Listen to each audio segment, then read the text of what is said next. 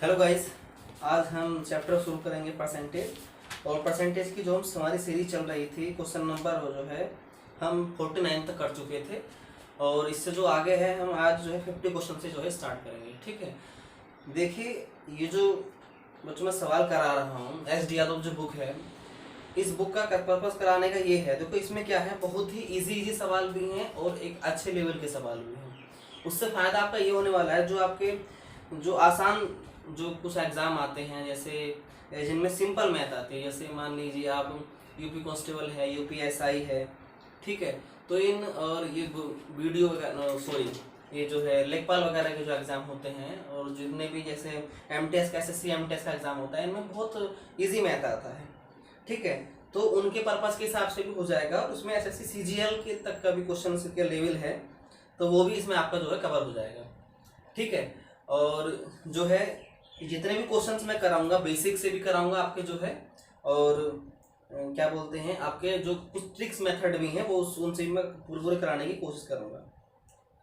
ठीक है, और ये जो किताब है एस डी यादव बहुत ही उपयोगी किताब है, और इस किताब को जो है पूरी को मैं जो है लगभग 4 से 5 महीने में कंप्लीट कराने की पूरी जो है मैं इसको कोशिश करूंगा। ठीक है, तो आज हम क्वेश्चन नंबर हमने कल जो किया था, कल क्वेश्चन नंबर 49 तक किया था, और आज हम जो है उसी जो है क्रम को आगे बढ़ाते हुए और उससे जो है 50 क्वेश्चन से स्टार्ट करेंगे। ठीक है, और क्वेश्चन नंबर 50 कहता है जो ये जो प्रश्न है ये आय पर और व्यय पर, मतलब जो है जितने भी किसी आदमी ने आय करी है और जितने खर्चा, व्यय बोलते हैं खर्चा, जितना भी उसका एक्सपेंडिचर है, ठीक है ना, तो उस तरह के जो प्रश्न है उन पर ये आधारित प्रश्न है। आसान प्रश्न है, ज़्यादा से छोटे छोटे लाइन को छोटे छोटे प्रश्न है। ठीक है, और आज हम इसी क्रम में आगे बढ़ते हुए क्वेश्चन नंबर 50 को करने की कोशिश करेंगे। ठीक है, अगर आप मेरी वीडियोस को फॉलो करेंगे तो मैं मानता हूँ, मेरा मेरा यकीन है कि आप जो है, जो एक बच्चा शुरू से स्टार्टिंग कर रहा है, जिसने मैथ कहीं भी नहीं पढ़ा है, या जो जो जो सिर्फ एकेडमिक पढ़ करके आया है, किसी ने कहीं कोचिंग नहीं ली है, तो वो भी जो है मेरी वीडियोस को मैथ पढ़ के मैं गारंटी दे रहा हूँ चीज़ की, वो मैथ जरूर सीख जाएगा। ठीक है, और जो है अपने जीवन में जो है कोई एग्जाम पास करके वो निश्चित ही जो है सफल हो जाएगा। ठीक है, इसके बाद में जो है किसी और बुक को कराने की कोशिश करूँगा। आप मुझे कमेंट में बताएं, अगर आपको मेरा पढ़ाया वो अच्छा लगता है तो आप जो है उसको शेयर करें, सब्सक्राइब करें चैनल को हमारे। ठीक है, और ज़्यादा से ज़्यादा लोगों तक बीच इसको शेयर करने की कोशिश करें, जिससे कि हमारा जो कंटेंट है ज़्यादा से ज़्यादा लोगों के बीच जो है शेयर हो जाए।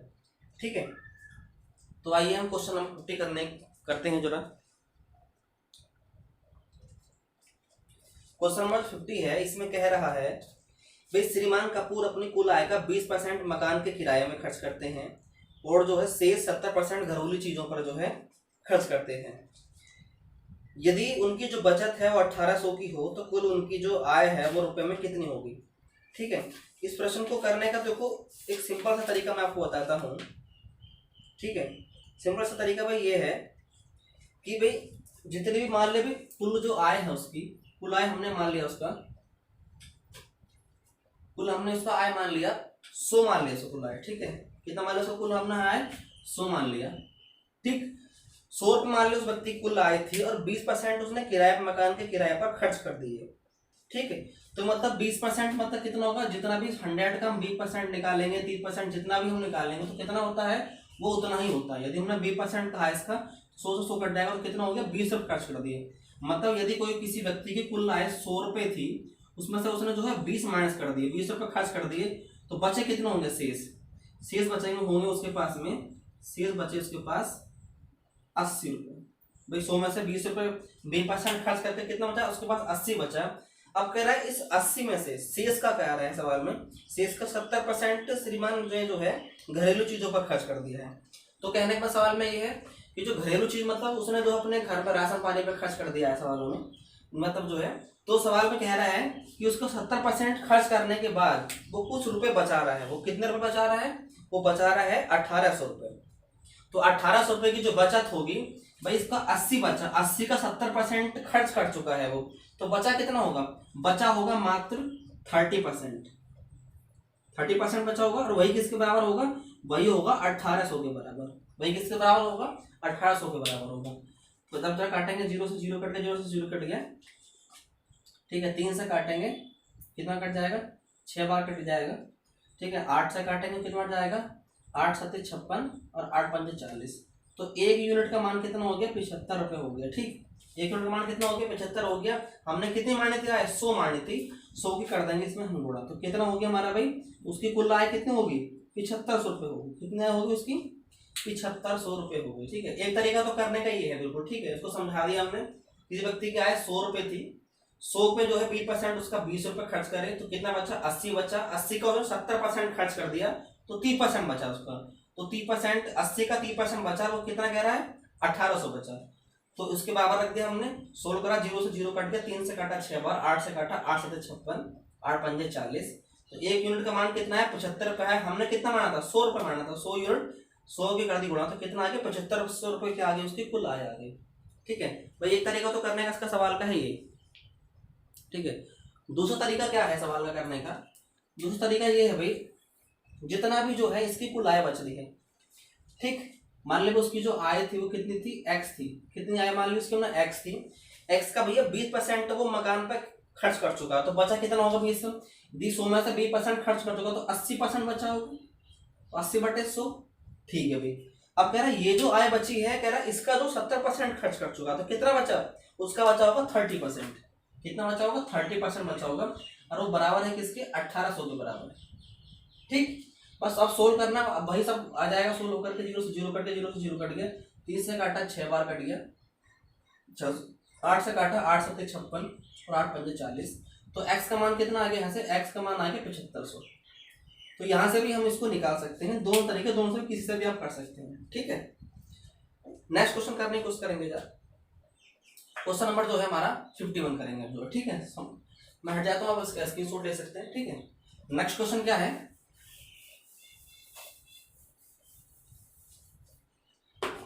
भाई, नेक्स्ट क्वेश्चन क्या रहा सवाल में कि एक आदमी जो है अपनी आय का 24% मकान के किराए पर तथा 62% परिवार के व्यापार खर्च करता है, शेष अपनी आय का वह बचत करता है। यदि वह 6300 रुपये की कुल आय, यदि उसकी बचत जो है 6300 रुपये, तो उसकी कुल आय कितनी है। मतलब सवाल में कहने का ये है भाई, एक आदमी है, ठीक है, एक आदमी है, उसकी जो आय कितनी मान ली, 100 रुपये मान ली। कितनी आय उसकी मान ली हमने, 100 रुपये मान ली।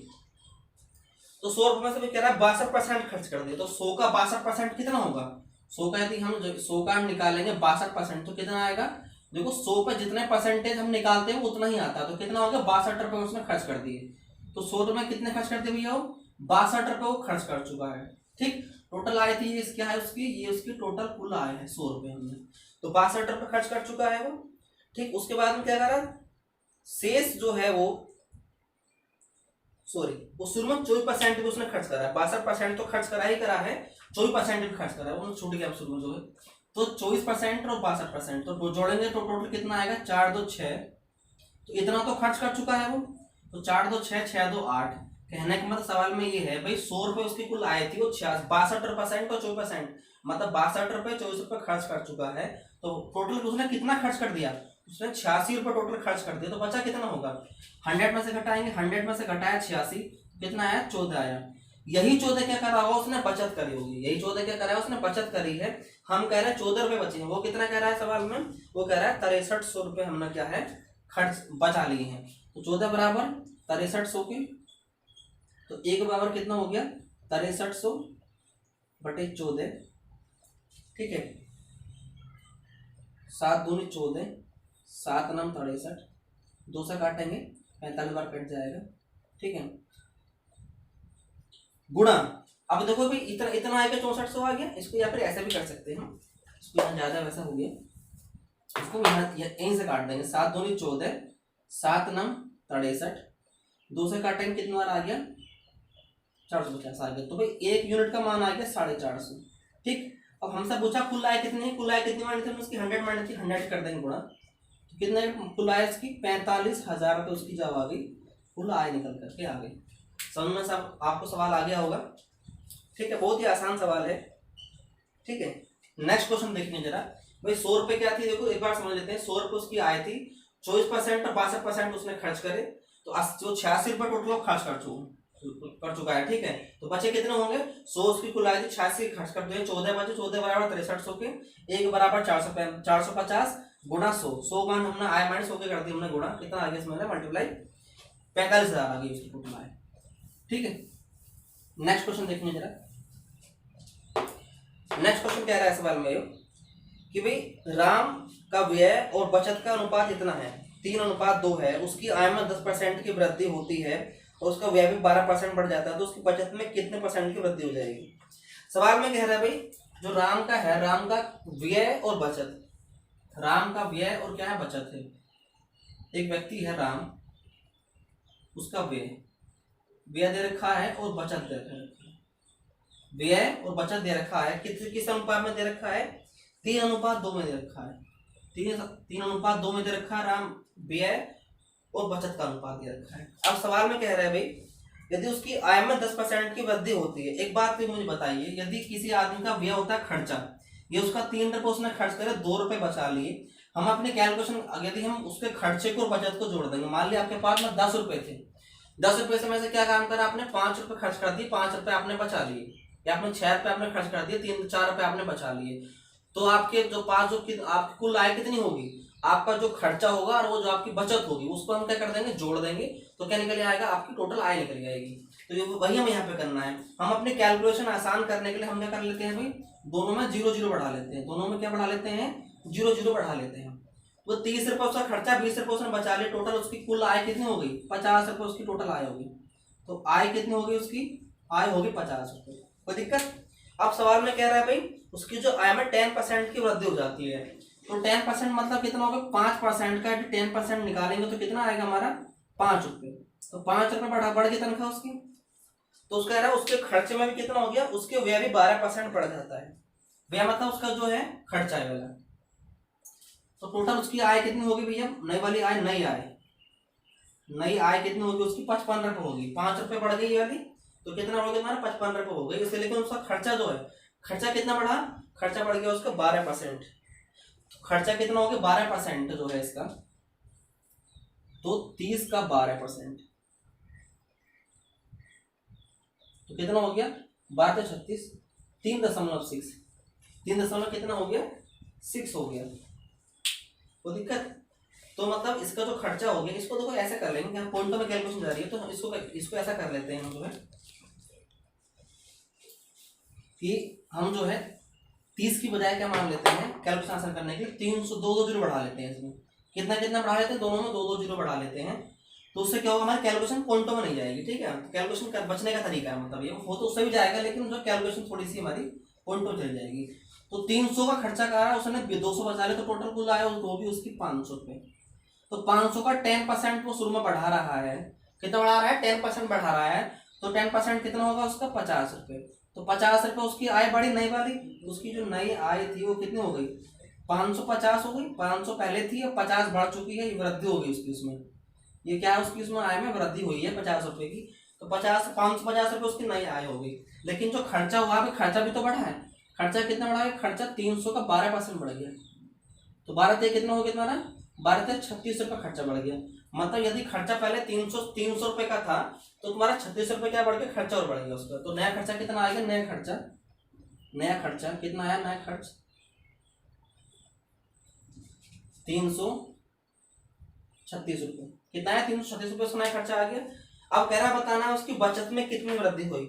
तो बचत पहले कर रहा था 200 रुपये की, अब बचत कितनी कर रहा है। ठीक है, तो हम क्या करेंगे भैया, नई बचत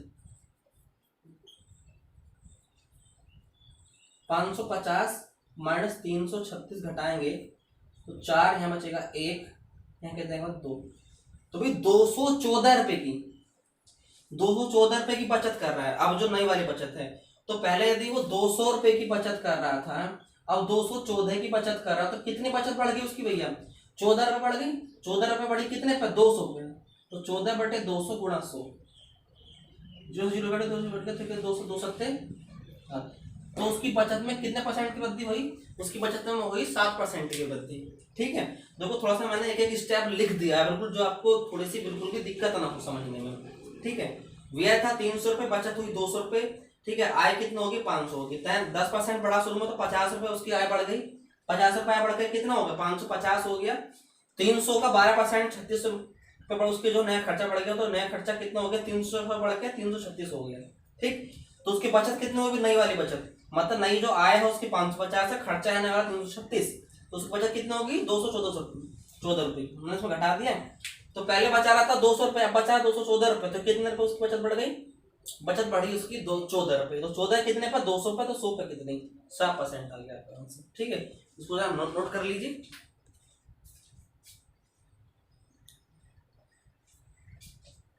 ठीक है, नेक्स्ट देखिए जरा।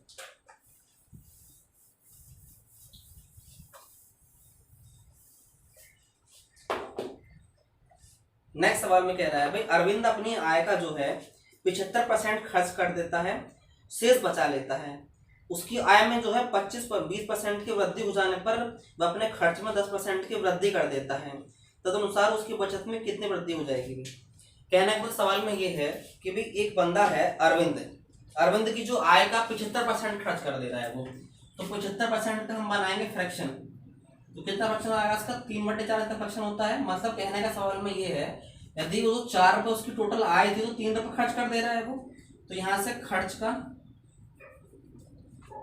यहाँ पे उसकी आय, खर्च और बचत, तीन हम यहाँ पे कॉलम बना लेते हैं। मतलब ये क्या काम करा हमने जो है उसमें सोल्व करने के लिए क्या करेंगे, उसमें हम दोनों में 2-2 जीरो बढ़ा लेंगे, 2-2 जीरो बढ़ा लिया अपने कैलकुलेशन आसान करने के लिए। तो यदि उसकी आय हमने कितनी मान ली, 400 मान ली, खर्चा 300 रुपए का करा उसने, उसमें जो तो बचाया कितना होंगे, उसने 100 रुपए बचाए होंगे, कोई दिक्कत। अब सवाल में कह रहा है यदि उसकी जो आय में जो है 20% की वृद्धि हो जाती है, 20% की वृद्धि कितनी होगी, 400 की 80 होगी, है ना भाई। 400 की 20% कितनी होगी, 20% होगी उसकी 80, तो नई वाली आय कितनी होगी भैया, नई वाली आय होगी तुम्हारी 480, है ना भाई। उसमें 20% उसकी आय बढ़ गई, तो 20% कितना होता है 400 का, 80 होगा, तो नई आय कितनी होगी, 80 हो गई।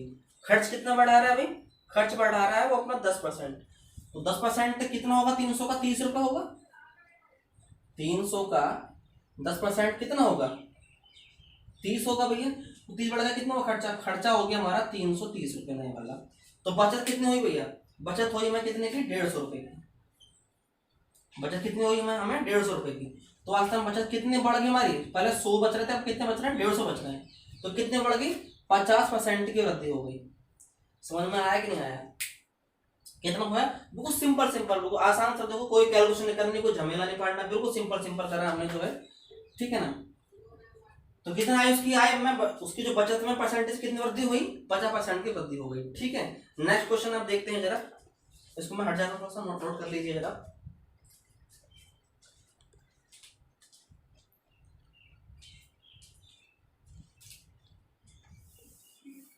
नेक्स्ट सवाल है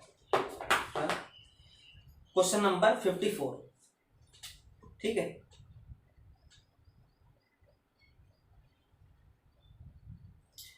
कि भाई ए अपनी मासिक वेतन का 20% बचाता है, यदि उसका जो मासिक व्यय है 6000 हो तो उसकी मासिक बचत बताओ कितनी है। ठीक है, कहने का मतलब सवाल में ये है भाई ए अपने मासिक वेतन का 20% बचाता है, 20% बचाता है, तो 20% का फ्रैक्शन कितना आएगा, 1/5, कितना आएगा इसका, 1/5 आएगा।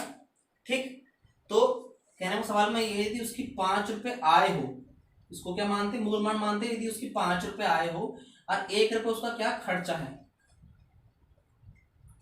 सॉरी तो बचत है, तो यहाँ पे क्या है, बचत है। यदि 1 रुपए बचा रहा है, मतलब कहने का सवाल में ये है यदि 5 रुपए उसकी आय है और 1 रुपए उसने खर्च कर दिया है, तो कितने रुपए उसने 1 रुपए उसने बचत कर लिए हैं, सॉरी, तो उसने खर्च कितने किए, खर्च किए होंगे उसने 4 रुपए। ठीक है, तो 4 बराबर कितने के हो गया, 4 बराबर कितना कह रहा है भैया, 6000 कह रहा है, यही क्या है सर खर्च। तो भैया खर्च कितना होगा उसका, खर्च लिख देता हूँ, खर्च होगा उसका 4 रुपए।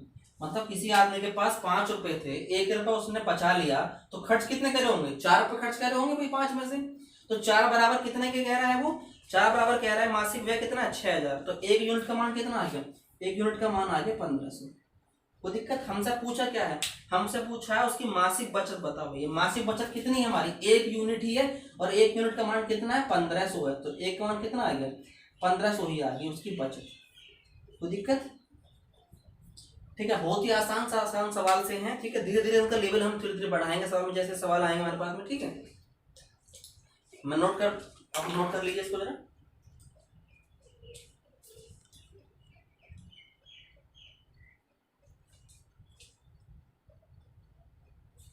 ठीक है, नेक्स्ट क्वेश्चन देखिए जरा।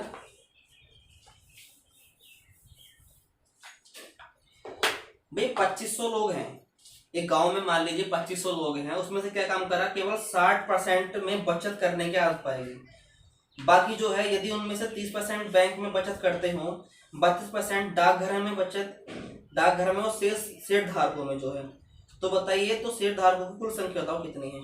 मतलब कहने का सवाल में ये है कि भाई एक गांव है, एक क्या गांव है, एक गांव में क्या कह रहा है उस सवाल में, 2500 लोग हैं, टोटल कितने हैं, 2500 लोग हैं। 2500 लोग में क्या है, 60% में बचत करने की आदत पाएगी। मतलब 60% ही लोग बचा पा रहे हैं, बाकी सब वो खर्च कर दे रहे हैं। ठीक है, अब खर्च पता नहीं कहाँ कर रहे हैं, वो उनको मालूम है। ठीक है ना, तो क्या काम करा भाई, उसमें 60% बचत करने वाले हैं, तो 2500 का 60% क्या कर लिया हमने, निकाल लिया। तो 25 का कितना आ गया, 150। मतलब तो 1500 लोग ऐसे हैं जो बचत करने वाले, बचत वाले लोग कितने, 1500 हैं। मतलब 2500 में 60% लोग यदि बचा रहे कितने हो गए, 2500 में से मात्र 1500 लोग क्या कर रहे हैं, बचा रहे हैं, सेविंग कर रहे हैं अपनी जो है। ठीक, उसके कह रहे हैं भाई, और यदि उनमें से 30% बैंक में बचत करते हो और 32% डाकघर में, शेष धारकों में कर रहे हैं। मतलब कहने का सवाल में ये 1500 लोग हैं सिर्फ जो बचत करने वाले हैं। अब सवाल में कह रहे हैं भाई, इसमें से क्या कह रहा है, 30% कितना कह रहा है, बैंक में बचत करते हैं। 30% कितना कर रहे हैं बचत, बैंक में कर रहे हैं। बाकी कितना कर रहे हैं, 32% किस में कर रहे हैं, डाकघर में कर रहे हैं। ठीक है, डाकघर में कर रहे हैं। तो ये लोग हैं जो 30%, 1500 लोग बचत करने वाले, इसमें से 30% बैंक में बचत कर रहे हैं और 32% डाकघर में बचत कर रहे हैं। तो सवाल में कह रहा है शेष कर रहे हैं शेष धारकों में। शेष कितने बचे भैया, शेष हमें निकालना पड़ेगा। देखो ये कितना हो गया, 30 और 32 62 हो गया, बचे कितने होंगे, बचे होंगे हमारे 38% लोग। तो जो 38% लोग हैं ये किस में कर रहे होंगे, ये कर रहे होंगे शेयर धारकों में, शेयर धारकों में निवेश कर रहे हैं या बचत कर रहे हैं, शेयर मार्केट में अपना पैसा लगा रहे हैं। ठीक है, एक के दो के चक्कर में लगे बड़े हैं। ठीक है, तो हमें करना क्या है भाई, 1500 लोग हैं, 1500 में से 30% 32% हमारे डाकघर बैंक घर में जमा कर रहे हैं, बचे कितने लोग, 38%, क्योंकि परसेंट तो पूरा 100 का ही होता है ना। तो 38% लोग किस में कर रहे हैं, वो शेयर धारकों में कर रहे हैं, यही हमसे पूछा गया है। तो 1500 का जो है हम निकालेंगे, 1500 का 38% इसमें कहना शेयर धारकों में कर रहे हैं। 15 8 120 हाथ से लगे 12, 15 3 45, 45 और 12 57। तो कितना हो गया भाई हमारा, 570 लोग ऐसे हैं जो मतलब किसमें बचत कर रहे हैं, शेयर धारकों में बचत कर रहे हैं। ठीक है, नोट कर लीजिए इस बात में।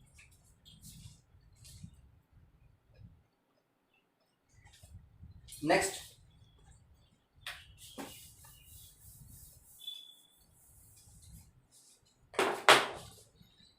सवाल है, देखिए इसमें कह रहा है भाई, एक आदमी ने जो है अपनी पूंजी का 1/3 भाग 7% पर, 1/4 भाग 8% पर निवेश करा है और शेष करा है 10% पर निवेश किया है।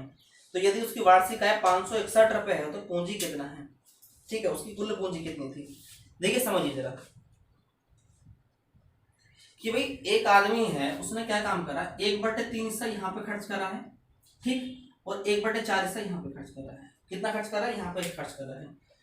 तो टोटल कह रहा है 7% पे 8% खर्च करा है, शेष जो बचा है उसने 10% पर निवेश कर दिया है। यदि उसकी वार्षिक आय 561 है तो उसकी कुल पूंजी बताइए। यदि देखो अब हमें कुल आय माननी पड़ेगी, कुल आय हम क्या मानेंगे, 100 मानेंगे, तो 100 मानेंगे, 100 की यहाँ पे गुणा करेंगे तो क्या हो जाएगा हमारा, पॉइंटों में कैलकुलेशन चल जाएगी। तो हम क्या करेंगे, हम आय को मानेंगे, आय को ऐसी संख्या मानेंगे जो 3 से कट जाए, 4 से कट जाए। तो इसके लिए सबसे आसान तरीका क्या है, हम 3 4 का एलसीएम लेंगे। 3 4 का लेसे कितना आएगा एलसीएम, एलसीएम आएगा 12। तो भाई कुल आय हमने कितनी मान ली, कुल आय मान ली हमने कितनी, 12 रुपए। ठीक है, कितनी मान ली, 12 रुपए मान ली। तो भैया यहाँ पे 12 रुपए, यहाँ पे 12 रुपए, तो 12 का 1/3 से कितना होगा, 4 रुपए। अब कह रहा है 4 रुपए को कितने परसेंट ब्याज पे लगाया, हमने लगाया भैया 7% ब्याज पे, 7% पे। ठीक है, तो टोटल कितनी आमदनी होगी यहाँ से हमारे, 28% आमदनी हो जाएगी हमें। यदि 4 रुपए हमने लगाए 7% पर, तो टोटल कितने होगी, 7 4 28% हम आमदनी हो रही है यहाँ से। अगला कह रहा है 4 3 कितना हो गया, 12। तो 3 रुपए लगा रहे हैं, कितने परसेंट पे हम लगा रहे हैं, 8% पे। तो कितना हो गया, 8 3 24% यहाँ से हमें आमदनी हो रही होगी। कोई दिक्कत नहीं होगी। ठीक है, अब भाई 4 रुपए हम यहाँ लगा चुके हैं, 3 रुपए हम यहाँ लगा चुके हैं, 4 3 7, टोटल है कितने 12। तो भैया 12 में से 7 तो हम लगा चुके हैं, शेष कितना बचा होगा, शेष बचा होगा तुम्हारा भैया 12 माइनस का 7 बटे 5 रुपए। 5 रुपए किसने लगाए हैं, उसमें लगाए हैं 10% के रेट पर, तो टोटल कितना हो गया 50 हो गया। कोई दिक्कत, 8 4 12 कितना, 5 2 4 10 कितना हो गया 102%।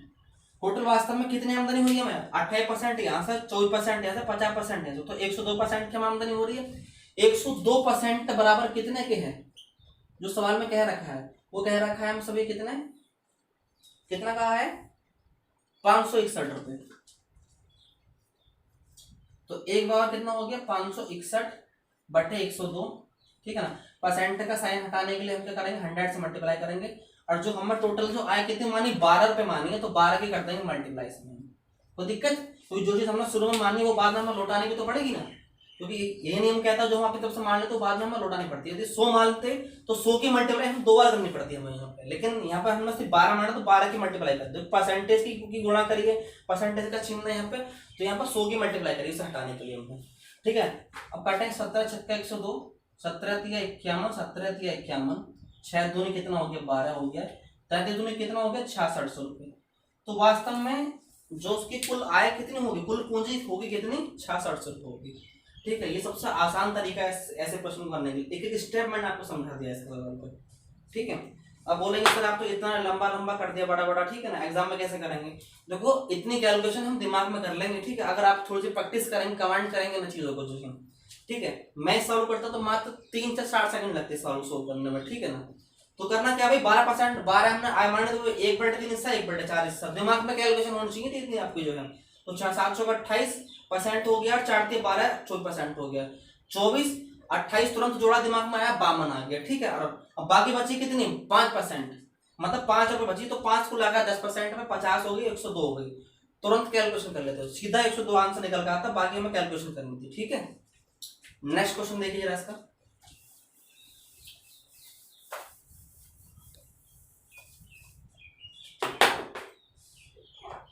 सवाल में कह रहा है भाई एक व्यक्ति जो है, क्वेश्चन नंबर 57, एक व्यक्ति जो है अपनी आय का 75% जो है राशि खर्च कर देता है, अनंततर उसकी आय 20% बढ़ जाती है और 15% जो खर्च में वृद्धि हो जाती है, तो बताइए उसकी बचत में कितने प्रतिशत की वृद्धि हो जाएगी। मतलब सवाल में कहने का ये है भाई, क्वेश्चन नंबर 57, ठीक है भाई, 75% क्या उसने आपकी राशि जो है खर्च कर दी, तो 3/4 फ्रैक्शन होता है, 75% फ्रैक्शन कितना होता है 3/4 होता है, ठीक। अब कह रहा है उसकी जो आय है खर्च कर रहे हैं, तो ये तो है उसने भैया इसका क्या करना, हमने कैलकुलेशन आसान करने के लिए इसमें 2 जीरो बढ़ा लिए, ऊपर नीचे 2 जीरो बढ़ा लिए, तो कितना हो गया इसमें, ये 100 की मल्टीप्लाई कर सकते हैं, कोई दिक्कत नहीं इसमें, ठीक है। तो यदि उसकी आय खर्च और बचत तीन आपको कॉलम बना लिए, तो आय कितनी है उसकी 400 रुपए, 300 रुपए उसने खर्च कर दी, बचाए कितने होंगे 100 रुपए बचाए उसने, कितने बचाए उसने 100 रुपए बचाए, ठीक। अब कह रहा है सवाल में उसकी जो आय है, आय में जो है 20% की वृद्धि हो गई, तो भैया 20% कितना होगा 400 का, 400 का 20% तुम्हारा होगा भैया कितना, 100 से काटे कितना आएगा 80, कितना है 80 रुपए बढ़ गई। तो वास्तव में पहले कितनी थी भैया उसकी आय 400 थी, 80% 20% कितना 80 बढ़ गई, तो कितना होगी उसकी नई आय, उसकी नई आय होगी 480 रुपए, कोई दिक्कत। अब जो नया खर्चा है, नया खर्चा कितना हो गया उसका, नए खर्च में जो उसके 15% की वृद्धि हो रही है, तो खर्चा कितना करा उसने 300 रुपए, तो 300 का 15% कितना होगा 45 रुपए, 15 कितना हो गया 45 रुपए उसके खर्च में वृद्धि हो गई, तो 345 रुपए जो उसने खर्च कर दिए, तो उसने बचाए कितना होंगे, अब घटाएंगे जरा 5, कितना बचेगा 7, 7 में से 4 गए 3, यहाँ कितना बचा तुम्हारा 1, कोई दिक्कत। तो भाई यहाँ पे कितना बढ़ा हमारा, तुम्हारी जो आय थी बचत कितनी बढ़ गई 35% बढ़ गई, मतलब 35 रुपए में बढ़ी, तो 35% 100 पे निकालेंगे तो कितना आएगा 35% ही आएगा इसका उत्तर जो, ठीक है भाई, समझ में आया, नोट कर लीजिए, जो है बिल्कुल आसान आसान शब्दों में बताएं, एक चीज स्टेप बाय स्टेप इसमें जो है, ठीक है।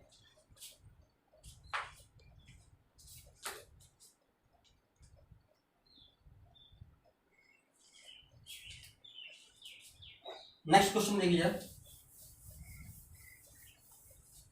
नेक्स्ट क्वेश्चन कह रहा है सवाल में जो है इसमें, कि भी रतन जो है व्यय और बचत का जो अनुपात है 5:1 है। यदि उसका जो वेतन है 25% बढ़ा दिया जाए, बचत 15%, तो उसके व्यय में जो है वृद्धि होता है। कहने के बाद सवाल में ये जो बचत 15% का सवाल में तो वास्तव में वृद्धि कह रहा है। ठीक है, सवाल थोड़ी मिसप्रिंट है इसमें। जो रतन बंदा है भाई, उसका जो व्यय और बचत में अनुपात है, व्यय में और जो बचत में अनुपात है, क्वेश्चन नंबर कौन सा है? 58 सवाल है। क्वेश्चन नंबर कौन सा है? 58 है। रतन कोई बंदा है, उसने जो है अपनी आय का जो है, उसने आय का टोटल हिस्सा खर्च कहाँ करा? बचत में, व्यय में बचत में 5:1 में खर्च कर दिया। तो जो व्यय है और जो बचत है कितना भैया? 5:1 में खर्च कर रहा है। यदि मान लीजिए जाए भी कोई आदमी मार्केट गया, उसने जो है उसके पास टोटल कितने थे, उसने 5 रुपए खर्च कर दिए और 1 रुपए उसने बचा लिया, तो मार्केट कितने रुपए लेके गया होगा? वो 6 रुपए लेके गया होगा। वही तो टोटल इसकी आय कितनी होगी? 6 रुपए होगी। हम कैलकुलेशन बढ़ाने के लिए, आसान करने के लिए दोनों में 2-2 जीरो बढ़ा लेंगे। कितने बढ़ा लेंगे? दोनों में 2-2 जीरो बढ़ा लेंगे। तो टोटल उसकी आय कितनी होगी? टोटल आय होगी 500 खर्चा करा, 500 बचा ले, 600 रुपए उसकी टोटल आय होगी। कोई दिक्कत? अब कह रहा है उसकी जो आय में कितनी वृद्धि कर रही? आय में जो उसकी 25% की वृद्धि कर दी। तो आय 25% कितना होता है भैया? 25% का फ्रैक्शन कितना होता है? 1/4 होता है। मैं लिख दे रहा हूँ जो है। टोटल कितना हो गया? 25 का 100, तो कितना हो गया? 150 कट गया। ठीक, तो कितना हो गया भाई? तो उसकी जो आय में कितनी वृद्धि हुई? 600 से बढ़कर कितनी होगी उसकी जो आय होगी? वो 750 हो गई। कोई दिक्कत? यहाँ पे इसको मैं इधर लिख देता हूँ, आय व्यय और बचत। ठीक है भाई। तो भाई 150, उसमें क्या 25% बढ़ा? 25% कितना होता है? 600 का 1/4 मतलब 150 रुपये बढ़ गई। तो भाई 150 रुपये वृद्धि हो गई। वृद्धि कितनी की हुई उसमें? उसकी आय में वृद्धि हुई 150 रुपये की। तो नई आय कितनी होगी भाई उसकी? नई आय होगी 600 से उसकी 750 रुपये हो गई। कोई दिक्कत? व्यय कितना भाई? व्यय जो पुराना वाला व्यय कितना है? 500 रुपये है। ठीक है, व्यय में परसेंटेज में वृद्धि निकालनी है हमें। तो भैया पहले बचत में कह रहा है उसकी बचत में कितनी वृद्धि? 15% की वृद्धि हो रही। तो यहाँ बचत कितनी उसकी? 100 रुपये। तो 15% कितना होगा? 115। 15% कितना होगा? 100 का 15 रुपये बढ़ गई। तो नई जो बचत आ गई 100 से बढ़कर कितने आ गई? 115 आ गई। ठीक, कोई दिक्कत? अब यदि किसी आदमी ने जो है भैया आय में जो है उसकी 750 रुपये है और उसने 115 रुपये बचा ली, तो खर्च कितने करूँ? खर्च निकालने के लिए इसमें से घटा देंगे। तो 115 इसमें से यदि हम घटाएंगे तो 5, 3, 6, 635 रुपये। ठीक है, 635 रुपये क्या करा होगा उसने? खर्चा करा होगा। तो भाई उसके वो कह रहा सवाल में बताओ उसके खर्चे में जो है कितने % की जो है वृद्धि हो गई। ठीक है, व्यय में तो पहले कितना खर्चा था उसका? 500 रुपये था। अब खर्चा कितना हो गया? 635 रुपये हो गया। तो 135 रुपये की वृद्धि हुई। कितने पे हुई भैया? 500 पे। तो 100 पे कितनी काटेंगे तो कितना आएगा? 5 या 15, सॉरी 5 10, 5 से 15, तो कितना आएगा? 27%। 27% की क्या आई? उसकी खर्चे में क्या आई? वृद्धि आ गई। ठीक है, कौन सा ऑप्शन? Option number D. ठीक है भाई, नोट कर लीजिए जरा इसको।